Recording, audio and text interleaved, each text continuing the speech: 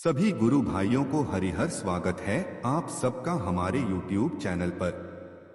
आज चर्चा करते हैं गुरुजी श्री संतोष भदौरिया जी के आध्यात्मिक यात्रा के बारे में। कैसे हुआ तंत्र का ज्ञान और कैसे स्थापना हुई लव कुश आश्रम की।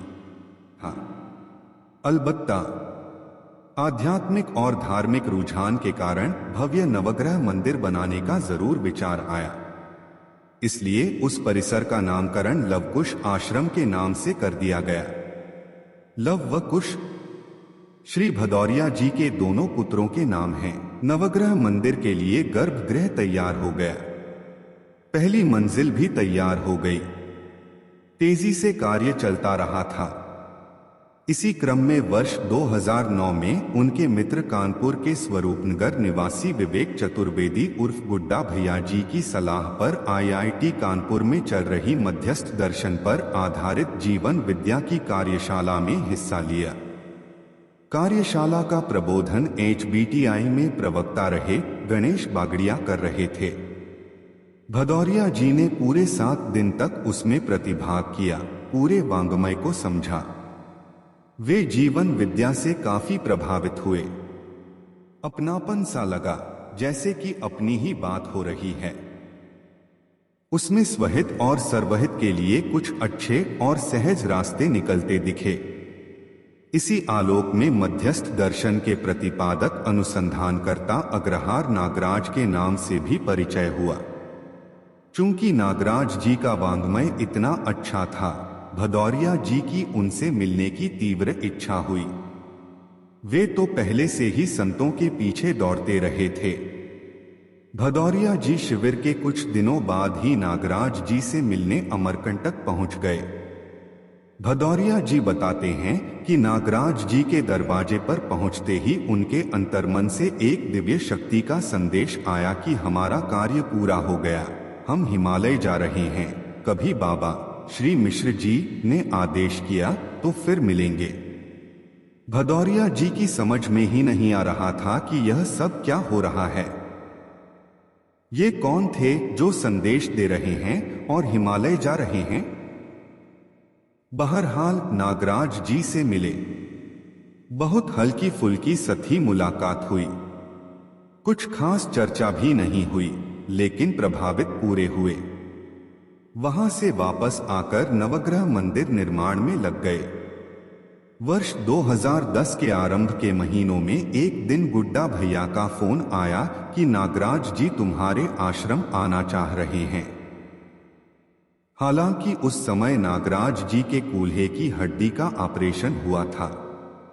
वे ठीक से चल भी नहीं पा रहे थे, लेकिन कानपुर आने के लिए तैयार थे।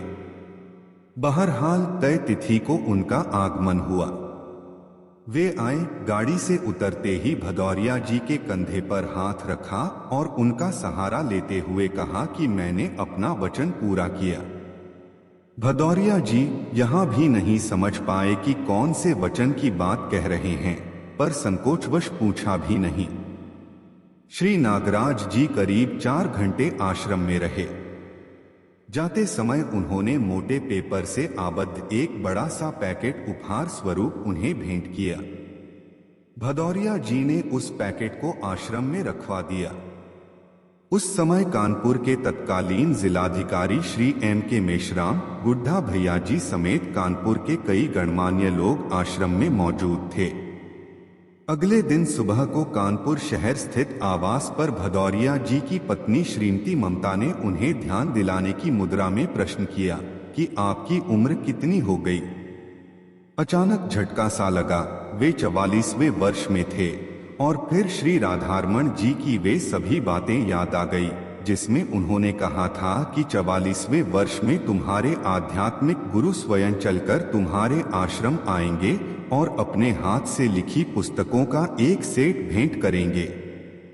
वे तुरंत आश्रम आए और बंद पैकेट खोलकर देखा तो उसमें किताबें थीं। वे सभी पुस्तकें मध्यस्थ दर्शन आधारित जीवन विद्या की पुस्तकें थीं। यह वाङ्मय स्वयं नागराज जी ने लिखा है। तत्क्षण ही श्री भदौरिया जी को पूजनीय बाबा श्री राधारमण मिश्र जी और उनके कथन का स्मरण हुआ। जिन्होंने कहा था कि तुम्हारे आध्यात्मिक गुरु हमारे जैसे ही होंगे। फिर दोनों की समानताओं का मिलान किया।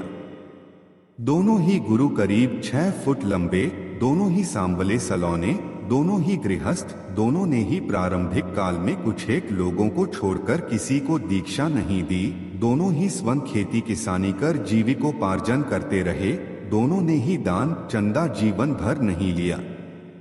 दोनों ही अपनी अपनी विद्याओं के महारथी, दोनों की ही भावना लोक कल्याण, दोनों के वस्त्र सफेद, न कोई पीठ, न कोई दरबार, न कोई मठ। यह सब समझकर भदौरिया जी काफी प्रफुल्लित हुए। उन्होंने मन में ही श्री नागराज जी को अपना आध्यात्मिक गुरु स्वीकार कर लिया। फिर एक दिन भदौरिया जी उनसे मिलने अमरकंटक आश्रम गए। आइए राजा साहब कहकर श्री नागराज जी ने उनका स्वागत किया। वहां पहुंचकर एक और रोचक प्रसंग पता चला। श्री नागराज जी बैठे हुए थे। उनके सिरहाने पर कांच की एक सीसी में गुलाब की पिसी हुई पत्तियों का चूरा रखा था। नागराज जी बीच बीच में उसमें से निकालकर चूरा खा लेते थे। वह गले में फंसता था तो खांसते थे। भदौरिया जी ने वह देखा। नागराज जी से तो कुछ नहीं कहा, लेकिन उनकी पुत्री अम्बा दीदी से बताया कि यह चूरा खाने से खांसी हो रही है, उसे वहां से हटा क्यों नहीं देती। इस पर अम्बा दीदी ने लाचारी दर्शाते हुए कहा कि भैया, ये गुलाब आपके आश्रम से ही आए हैं, ये उन्हें ही खाए जा रहे हैं। फिर उन्हें इसके पीछे का एक और रोचक प्रसंग बताया। जब श्री नागराज जी करौली धाम आश्रम में आए थे, उस समय भदौरिया जी ने गुलाब की माला पहनाकर उनका स्वागत किया था। नागराज जी ने उस माला को उतारकर अपने सामान में रखवा लिया। जाते समय वे बांदा में भी एक परिचित के यहाँ रुके थे। वहां से अमरकंटक के लिए निकले चित्रकूट के पास पहुंचकर श्री नागराज को गुलाब की उस माला का ध्यान आया। उन्होंने अपने साथ वालों से पूछा, वह माला कहाँ है? तो पता चला कि माला तो बांदा में ही छूट गई। नागराज जी ने तुरंत गाड़ियां रुकवाई और बोले कि वापस जाओ, पहले बांदा से वह माला लेकर आओ। यही हुआ, एक गाड़ी वापस गई और बांदा से माला लेकर आई। करीब 2 घंटे नागराज जी चित्रकूट में ही रुके रहे। उस माला को अमरकंटक ले जाकर फूलों को धूप में सुखवाया, फिर पत्तियों का चूर्ण बनवाया और कांच की छोटी बोतल में भरवाकर अपने सिरहाने रखवा लिया। उसी को बीच बीच में खाते रहे। भदौरिया जी को जिज्ञासा हुई। उन्होंने पूछा कि इसे क्यों खा रहे हैं, लेकिन श्री नागराज ने उनके प्रश्न को टाल दिया और अन्य विषयों पर चर्चा करने लगे। हालांकि कई वर्ष बाद कर्मफल भोग की व्यवस्था को समझते समय भदौरिया जी की यह जिज्ञासा स्वतः ही शांत हो गई। वे समझ गए कि श्री नागराज जी ने कर्मफलों की पूर्ति के लिए ही यह सब किया। आगे की चर्चा के दौरान श्री नागराज जी ने पूछा कि नवग्रह मंदिर क्यों बनवा रहे हो? जवाब दिया कि इससे शांति मिलेगी। तो उन्होंने फिर पूछा कि कौन सा मंदिर है जहां किसी को शांति, तृप्ति, ज्ञान प्राप्ति मिल गई हो। फिर उन्होंने पूछा कि मंदिर का मतलब बताओ। भदौरिया जी नतमस्तक हो गए। इसके बाद नागराज जी ने कहा कि जहां मानव को मानव के द्वारा सही जीने की दिशा मिले, उस स्थान को मंदिर कहते हैं। इसलिए नवग्रह के बजाय मानव मंदिर होना ज्यादा सार्थक है। भदौरिया जी को बात समझ आई और उनके मुख से निकले शब्दों के अनुसार उस भवन को मानव मंदिर का ही स्वरूप दे दिया।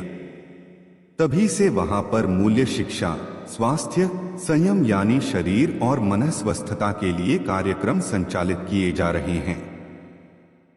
इसी आलोक में आश्रम परिसर में प्राकृतिक चिकित्सा संस्थान, आयुर्वेदिक चिकित्सा संस्थान संचालित हुए, जिनमें प्रतिदिन हजारों लोगों की निःशुल्क चिकित्सा की गई।